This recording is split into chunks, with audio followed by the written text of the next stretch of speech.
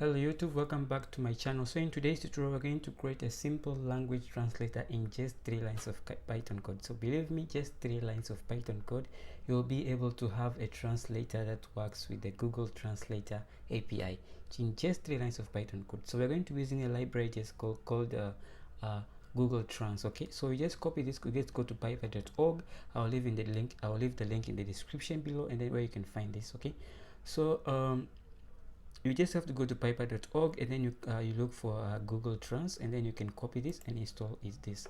But whenever I install this, right, I have an error. So whenever people and many people complain of having error after installing it, so it doesn't work. I don't know, for some reason. But whenever I search for the error on Google, I found this a solution on Stack Overflow, which is like the official alpha version of Google Trans that fixes this error, the error. So you just have to copy this command instead of the one at python.org. Come to this link, and I'll drop this link in the description, or you can just simply type in this. If I forget to drop the link, you can just type in pip install Google Trans equals to 3.1.0 a small letter a and then followed by 0. So you just copy this, right, and then you paste this within your terminal. So this will install for you the Google Trans library which you're going to use. So copy this, move to your terminal here, and then do Ctrl+Shift+V to paste that, and then you run it. I've already installed this, so it just tells me that requirements are already satisfied.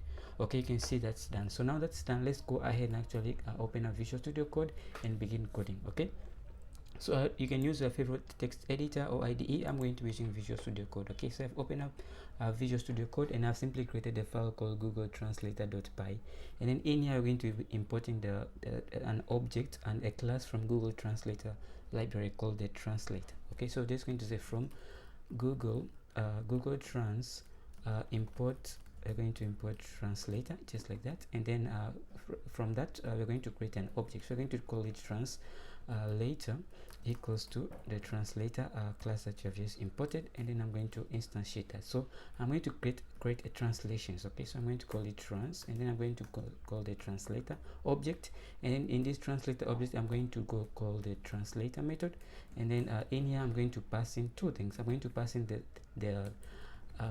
string that I want to translate, right? I'm going to translate hello world to a language, to which language. Now you have to tell it from which language you want to translate to. Now it has the Google Trans library has auto language detection, so it will be able to detect that this is English. So it will know that you want to convert English, but to what language, right? It doesn't know which language you want, so you need to tell it, explicitly specify which language you want. Now how do you know the language? Do I type in here Japanese or something? No, you don't do that. So you just have to go to the back to the official documentation, and then this link here, API documentation, click on it.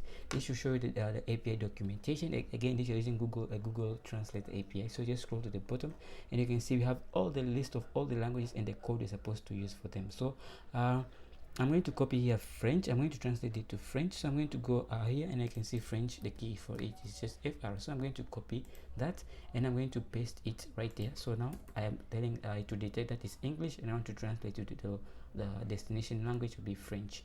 Okay, so now that I have that's all we need. So we can just print out trans, and then you have that. So just those 3 lines of Python code will be able to get a translation. So I'm going to run this, and then you just see that it's going to send this to the Google API, translate it to French, and then return back to us the response. And you're simply going to print that response, and then you can see here we got back an object, right? So we get text the text, which is actually the translation right here. So you say bonjour le monde. I don't know if it's pronounced like that, but yeah.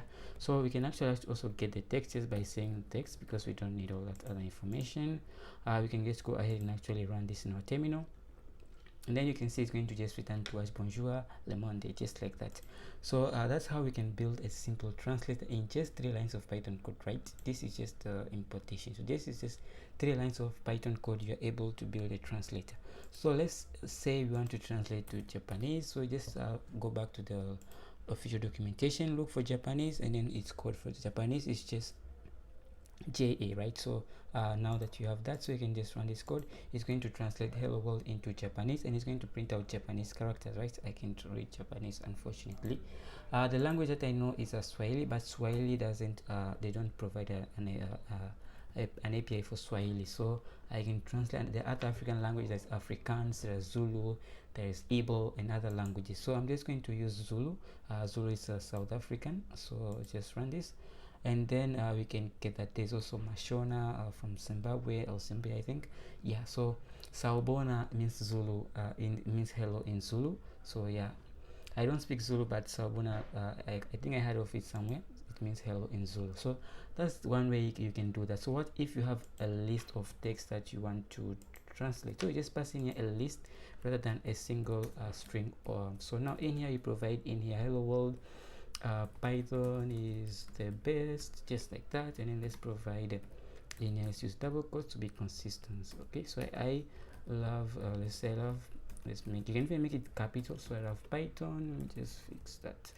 So I love Python. I can type Python, so let me just it's really difficult typing while talking. So now that that is done, I'm going to just fix that so that you guys can see. So now this will turn to us a list, right? A list does not have an attribute text, so we need to loop through this. So we're going to say for tran in trans, right, we're going to print for each of those, we're going to print out the tran and then the text. Okay, so it's going to return to us a list of text, a list of strings. So each element, which is going to be a string, will correspond to the elements in the order of which we place them. Okay, so the first translation will be for this, and then the second translation, and then the third translation. Let's take that. So we'll just go ahead and actually run this in our terminal, and we can see we're going to get a list of all the translations that are in Zulu. So we can see Sawubona, and then the IPython. So actually it happens to be Python in Zulu is actually called IPython. So I don't know why in English IPython is just the interactive Python. So that's how you can build a simple translator using a Google API. So this it's just really awesome. So I hope you like this video. If you like it, give it a thumbs up. If you're interested in machine learning, data science, Python, simple Python projects like this one, Python tricks, data science and stuff like that, machine learning, please kindly consider subscribing to my YouTube channel for more videos like this. Also you can also use build a UI around this, right? But you can like maybe build a website with a simple website using Flask or Django. You can have a form where the user can type in, and then have a selecting option to choose which language, and then you pass this to the back end. The back end will call the Google API and then return a response, and then you render that response, right? So that's a simple project that you can try out. If you want me to do a simple project like that, leave a link in the description below asking for that project. Give this video a thumbs up, and I'll simply make a tutorial on that. So thanks for watching. Hit the like button and give this video a thumbs up. So thanks for watching. See you in the next tutorial.